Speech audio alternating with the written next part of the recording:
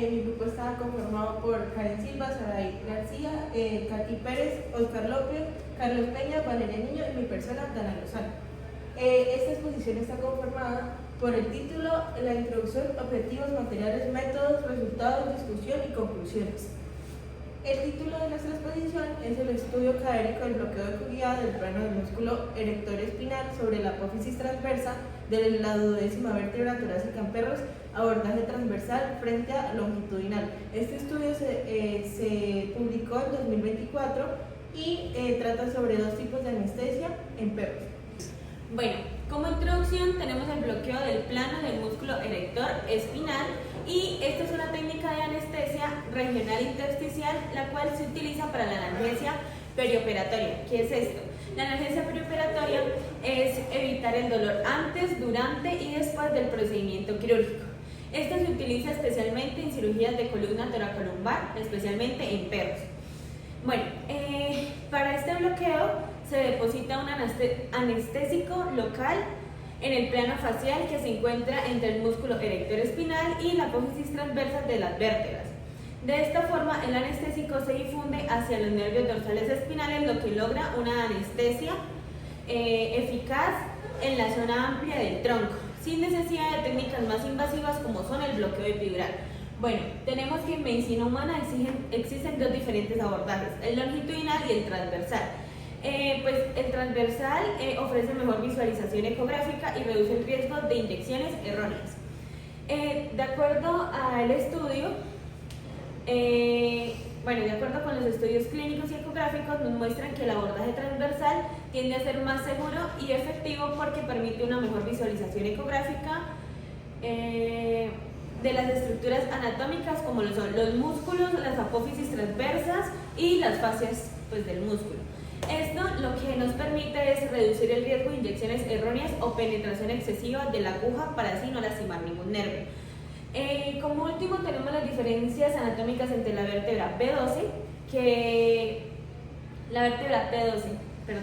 como apófisis transversas más cortas. Entonces esto lo que causa es que afecta la precisión del abordaje longitudinal. Por ello, este estudio compara ambos métodos en perros mediante análisis anatómicos, ecográficos y tomográficos.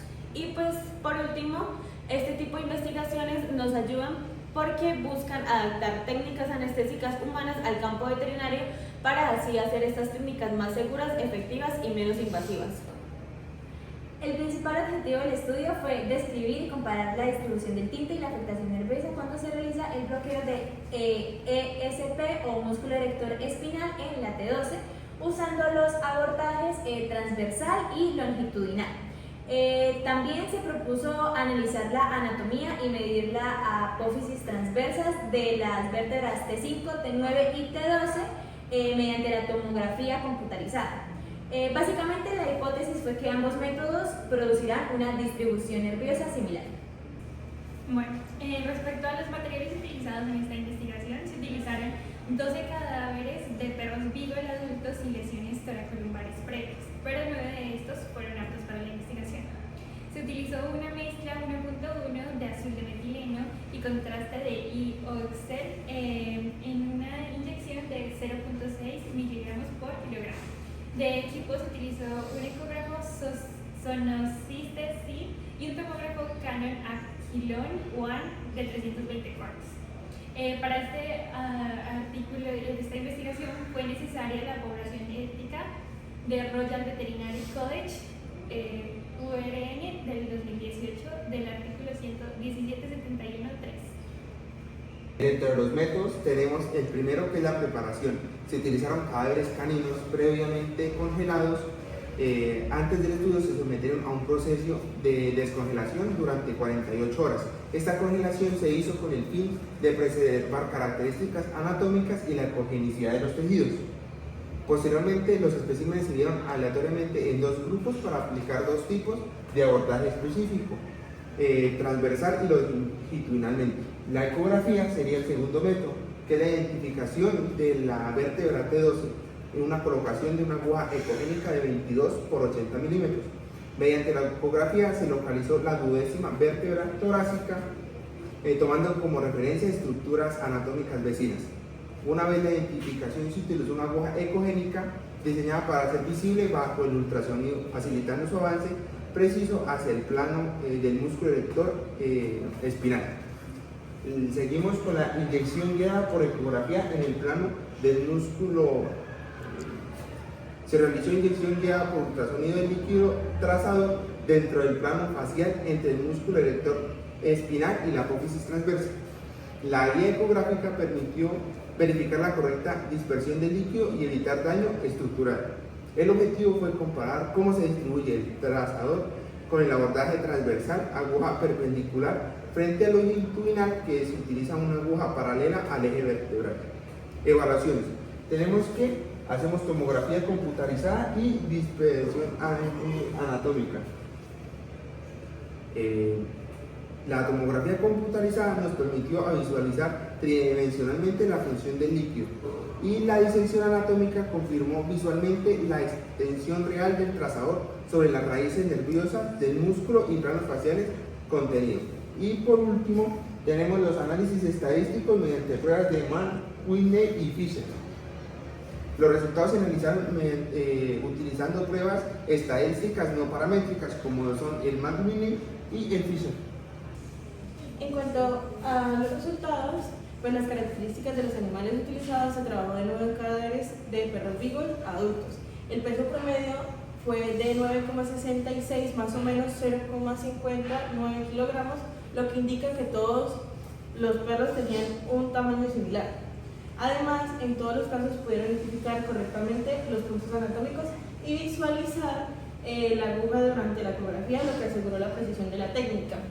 En los resultados, la tensión nerviosa y el abordaje transversal logró teñir una medida de 4 ramas mediales dorsales, mientras que el abordaje longitudinal tiñó alrededor de 3. En las ramas laterales, ambos métodos tuvieron resultados parecidos, con una de 3 ramas teñidas en promedio. Y las ramas ventrales, en promedio, fue una rama con pequeñas variaciones entre los individuos. En general, el tinte se extendió desde la vértebra torácica 8 hasta la lumbar 3, mostrando que el bloqueo se dispersó en varios segmentos. En cuanto a las tomografías, se observó que el contraste se distribuía a lo largo del plano muscular, es decir, entre las capas faciales del músculo erector espinal o ESP. El contraste se propagó hacia las diferentes zonas. Entonces, en el espacio epidural se encontró aproximadamente un 56% de los casos de abordaje transversal y un 67% en el longitudinal. También se detectó un compartimiento paravertebral ventral en alrededor del 22% de los casos, y en el sistema linfático casi el 89% de los cadáveres. Esto muestra que la técnica no solo fue usada en nervios espinales, sino también en estructuras vecinas, lo que puede contribuir a efectos analgésicos. En el análisis anatómico se encontraron diferencias importantes entre los cadáveres en las vértebras torácicas. La apófisis transversa de la vértebra T12 fue mucho más corta que la T9 y la T6. Su longitud promedio fue de 3,34, más o menos 0,22 milímetros, mientras que la T9 y 5 fueron alrededor de 6 milímetros. Estas diferencias fueron estadísticamente significativas, lo que indica que la vértebra T12 tiene una estructura más pequeña y compleja, lo que puede dificultar el uso de abordaje longitudinal tradicional.